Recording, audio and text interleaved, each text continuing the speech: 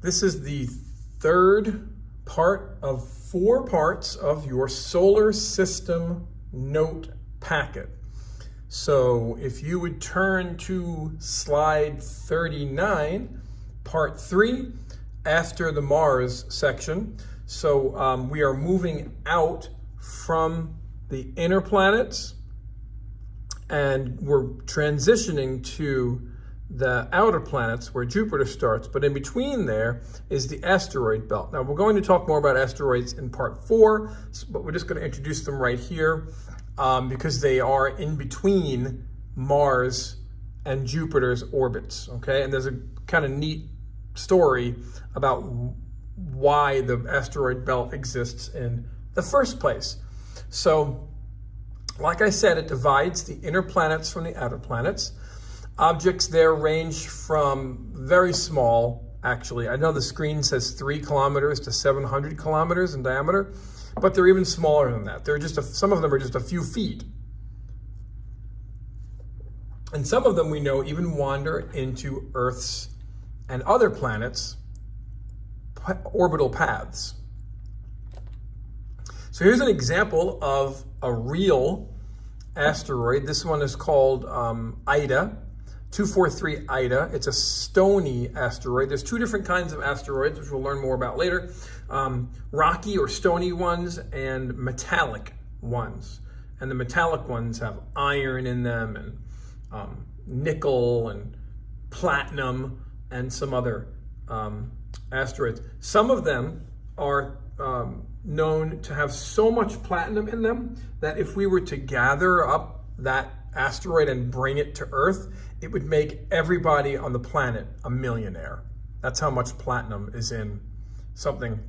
I mean, think about it. It's a rock the size of, the state of Florida that's made out of platinum, or like mostly platinum, one of the most rarest metals on the planet. This asteroid is not one of those. This is a stony one. And there's 2 different pictures over here.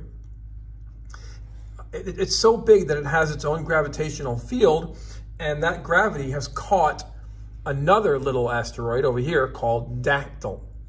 And this picture was taken in 1993 by the Galileo spacecraft on its way from Earth to Jupiter when it passed over the asteroid belt. Here's another one. We actually landed on this asteroid. This asteroid's name is Eros,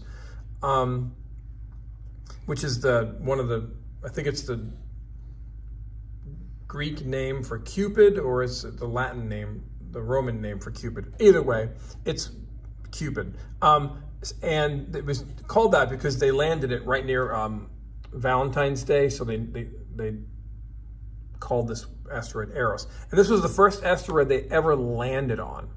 So this is it, pictures as the probe was approaching and the asteroid spinning. And that's the landing site. And these are photographs of it getting closer and closer and closer to, 820 feet, 394 feet. And then it kind of had a rough landing. It was almost like a semi-crash. But either way, it was a miracle of science, because doing this feat, landing a tiny little probe on a big asteroid like this from far away, they say it was like hitting a moving bullet with another bullet. That's how much mathematical precision needed to go into landing on Eros. So now we're moved on from the asteroid belt, which we'll talk more about in the next portion of notes next time we do this. But we're going to move on to the outer planets, and this is an introductory slide to those gas giants. Of course, they don't look like this in comparison, in distance comparison. They're much farther apart than this. They're just lined up. These are the gas giants, except for Pluto, which we're going to talk about Pluto too. Meaning there's no solid surface. They're mostly gas. They do have probably some kind of inner core that is made of solid material, but it's way, way, way down deep inside, and they're mostly gas. They have been visited by multiple different probes, including one called Pioneer, the Voyager 1 and 2 probes, the Galileo probe. In the 90s, the Cassini probe and the New Horizons space probes have visited all of these gas giants, and we're going to learn what they learned. Not all of it, obviously. This is just an introduction. So, Jupiter, we're going to start there. Not because it's the biggest, it is the biggest, but because it is the next one out from the sun. 5 astronomical units. So if you wanted to determine how many miles that was, remember that number that we had to multiply by? 93 million. So if I asked you how many miles away Jupiter was from the sun, you would just multiply 5 times 93 million. And there is going to be a question like that on your test after all this solar system stuff. I think your test might be end of next week. So it's about a 40 question test. It's all multiple choice, but there's going to be all kinds of questions from your notes. So if you're probably going to want to read over your notes and have your notes with you on test day, okay? 1 year, meaning the time it takes Jupiter to travel around the sun one time, is 12 Earth years. So we go around the sun 12 times and Jupiter goes around just once. And a day, so the time it takes for the sun to rise and then rise again, 1 day is only 10 hours. Jupiter spins faster on its axis than we do. Its atmosphere, all these clouds that you see, these cloud bands, are hydrogen and helium and methane, which is CH4, and ammonia, which is NH4, nitrogen and hydrogen.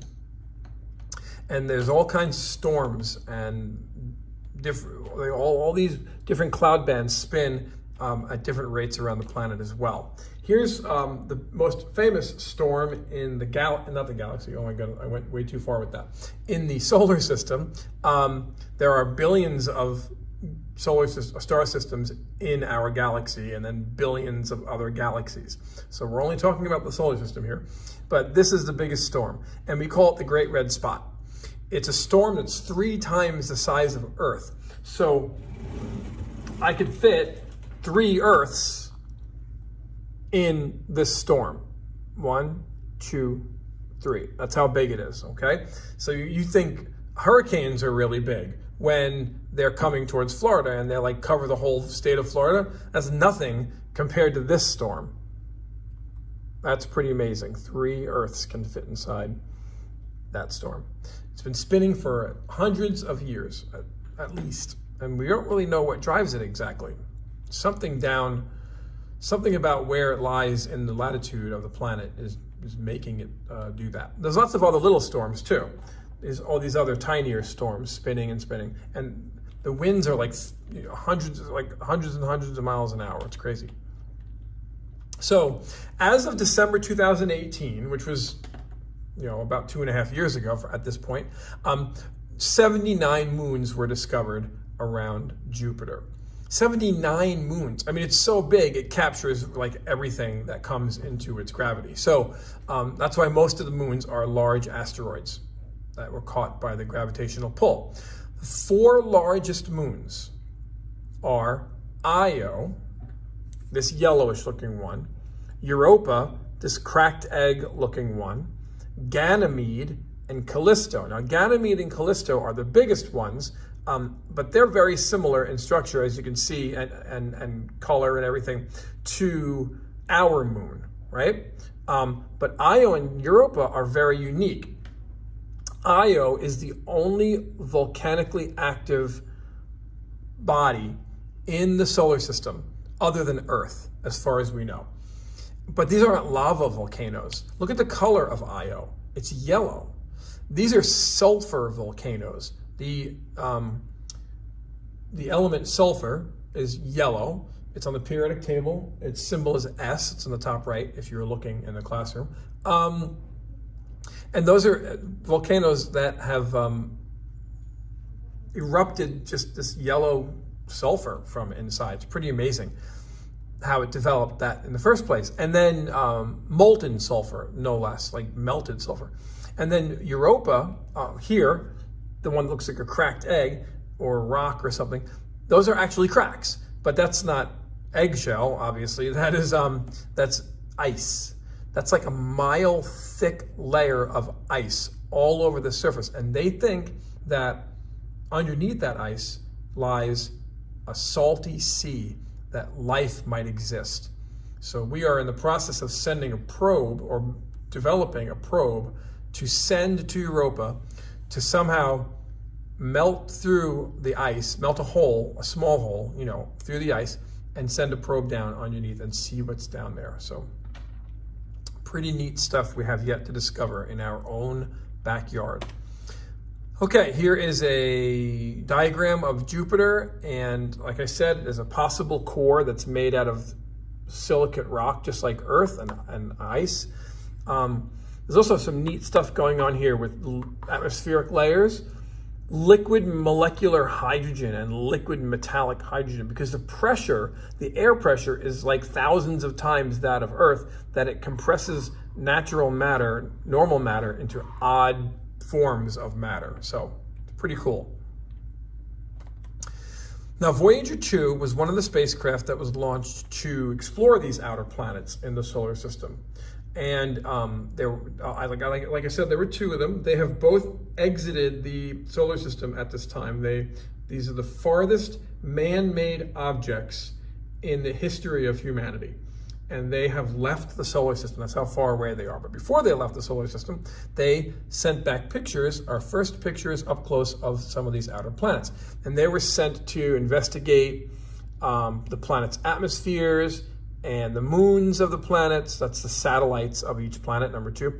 The characteristics of the planets and their rings, and anything about their magnetic fields and other things like that. And they still are sending information back. You can go on the website, the NASA Voyager website, and you can look up what the telemetry is. That's the information that's being sent back from them still. And on each of the Voyagers was mounted this golden record with a golden cover. Gold, because gold is a very stable molecule, it doesn't break down, right? Very stable atom. So on the record are directions on how to play it, with map of where we are in the local stellar neighborhood, and other mathematical and chemical references to say how intelligent our species is. I mean, not that we're overly intelligent, we know that, but we're intelligent enough to send a message out. And on the record is greetings in like 65 different languages from around the world, and different forms of music from around the world. It's pretty neat. It's almost like a message in a bottle. At the beach, you put paper in the message in the bottle, you put the top on, you throw it in the water, and maybe somebody will find it someday. That's kind of what this is, but in space. Who knows? Maybe somebody will never find it. Maybe we'll find it in 1,000 years, and it'll end up in a museum. So, more than 30 years after they left Earth, NASA's twin Voyager probes are now at the edge of the solar system, like I said before. Actually, since this time, in 2015, they entered interstellar space. So they have entered interstellar space. That means the space between the stars, between our star and other stars. And they're heading out. They won't come near any other star for hundreds and hundreds of years. So, over 1,000 years from now. So the Galileo mission was the next one. This one was in the early 90s. The Voyagers were in the 70s. This one's in the 90s. Galileo, named after Galileo Galilei, who discovered the moons of Jupiter, the Galilean moons. So 2 spacecraft. There was an orbiter and a probe, and the probe was sent into the atmosphere to investigate the magnetic field, the clouds, the atmosphere, the satellites, and everything else they could, okay? All the things that we had current technology back in the 90s to discover. And then in 2003, its battery was wearing out, and they wanted to give it a good resting place, so they crashed it intentionally into Jupiter. They sent it 14 years after it was served. They sent it into Jupiter's thick atmosphere, and as it did, it sent its last signals to Earth we got them an hour later because of the great distance it is to Jupiter. So, and they wanted to do this because they decided to crash it into Jupiter to avoid contaminating potential life on Europa, which is what I said before. So if there's life on Europa with DNA and everything, right? And somehow Galileo had some sort of DNA bacteria or something living inside of the circuitry or whatever that came from Earth.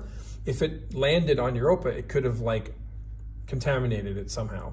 I don't know. Who knows? And like it's like taking an invasive species like an anaconda snake and putting it in the Everglades, and how that disrupts the environment. We didn't want to do that to a possible environment somewhere else. So that's why that precaution was made. And then several years later, in the 21st century now, the Juno spacecraft launched aboard an Atlas rocket from Cape Canaveral, Florida. Most of these are launched from Cape Canaveral. Look at the difference in pictures. The difference in the clarity of what we can get back from modern day technology compared to what we got back in Galileo's. Look at the difference. The same planet, you know, but different quality of pictures. So it skimmed really close. It orbited 32 times and for about a year, and studied many of the same aspects, but with better technology. So we learned a lot more. All right, let's move on to Saturn. Saturn is the second largest planet. It's 6th from the sun. It has the most extensive ring system of any of the outer planets. They all have ring systems. Even Jupiter has rings, but they're not visible from here. But Saturn's is. I've seen them in a telescope. It's pretty amazing. They're made from dust and rock and ice particles, and it's only about 10 or 20 meters thick. That's about 30 to 60 feet thick. Saturn has 82 moons. 53 moons are confirmed and named, and another 29 moons are waiting confirmation of discovery. And that's as of last month, as of March 2021. And they believe that Saturn is still forming somehow. It's the only planet that uses up stores of helium and radiates 3 times more energy than it receives from the sun. All the other planets receive more energy from the sun than they radiate out. Saturn does the opposite, so it's pretty weird. This is an artist's rendition of what Saturn's rings would look like if we were up close to them. We have never gotten close enough to the rings to take a picture like this, but this is what we think they might look like if you were to fly up close. Here's the inside structure of Saturn, as far as we know. Same types of gases, hydrogen, helium, methane, and ammonia, and very similar, just not as big as Earth, as big as Jupiter. It's just a little smaller than Jupiter. And the Cassini space probe was sent there in the 21st century, early 21st century. And this probe was very special because it was the European, part of it was America, part of it was the USA, and part of it was the European Space Agency. This probe right here, it's like a probe attached to a probe. This one was sent to one of Saturn's moons, and this one was sent just to study the planet Saturn. So when this one got there, it launched this one out, and this one went to one of the moons, and it was successful, and I'll talk about that in a minute.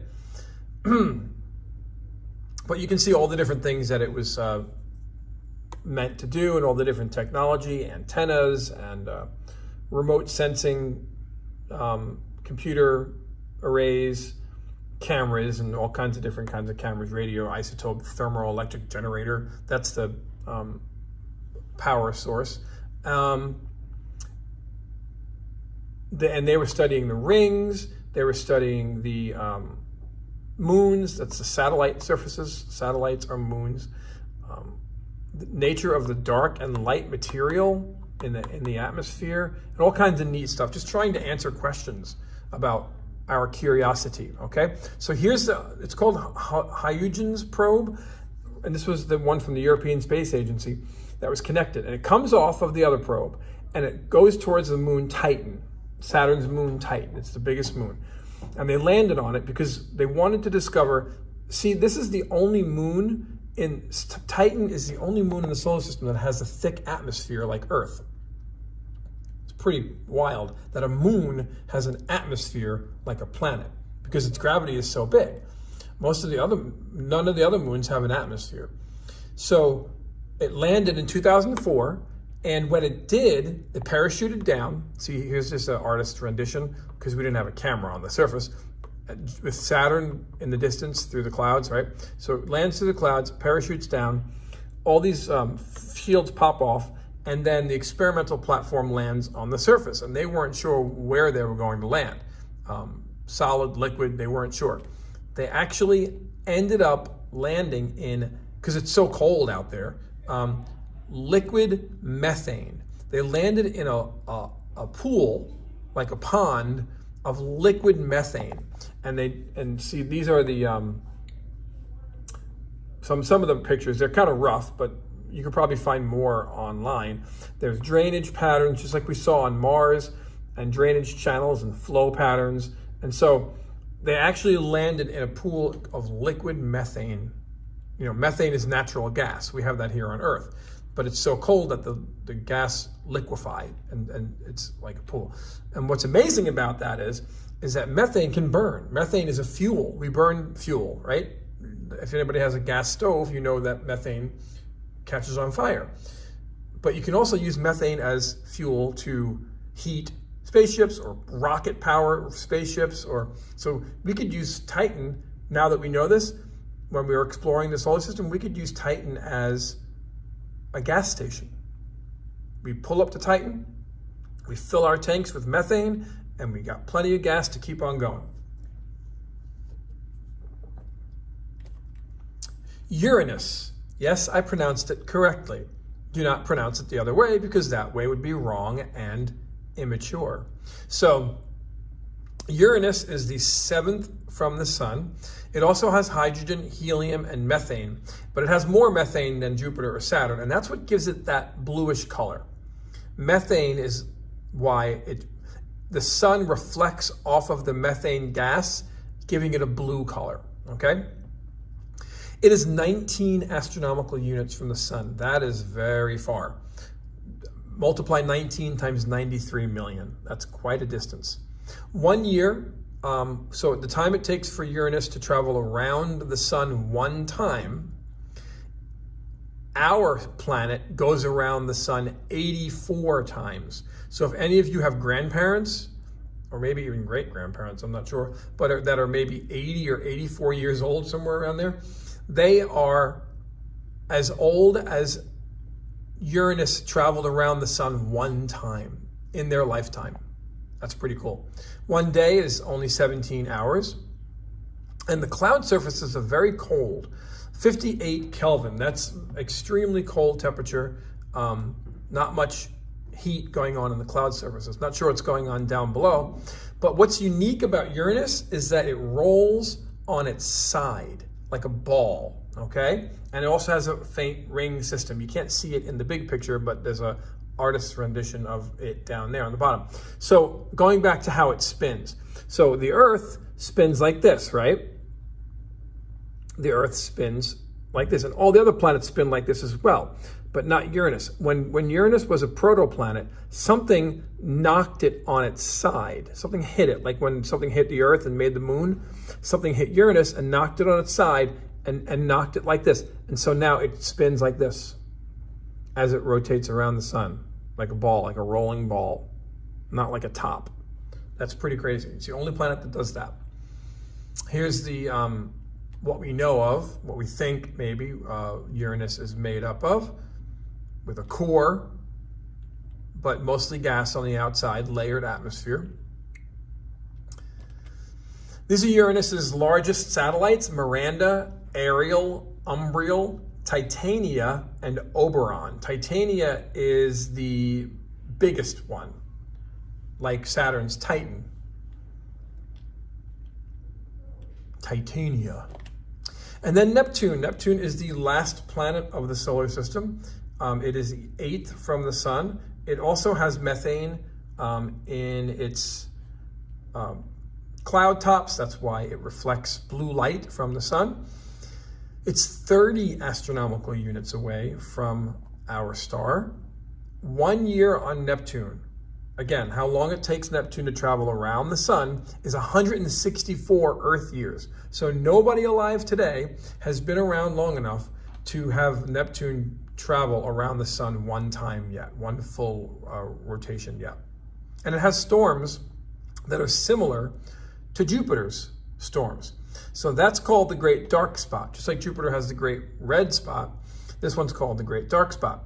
It actually disappeared in the last 10 or 20 years, and then it came back again. It disappeared and came back. We don't know why. Something going on to drive this very odd storm. We don't know much about it at all. So there's a lot of things we don't know. And of course, it was named Neptune when it was discovered because of the blue color, looked like an ocean. So. And then there's what's inside Neptune as far as we think, another core, possibly with rock. It's not gas all the way through, even though they're called gas giants. Okay, and Neptune's largest moon is Triton, and it's in the foreground with Neptune in the background. So it's not bigger than the planet, obviously. It's just up front, closer. That's what Triton looks like. That's actual picture of Triton's surface. Looks pretty barren, looks kind of like our moon. Might have some ice frozen on it. This here might be frozen water, who knows. And then finally, we include Pluto because we don't want to discount our historic planet. Now it's deemed or classified as a planetoid or a dwarf planet. So it was discovered in 1930. Its largest moon is Charon. These are the sizes compared to the United States, so you can get kind of a rough estimate.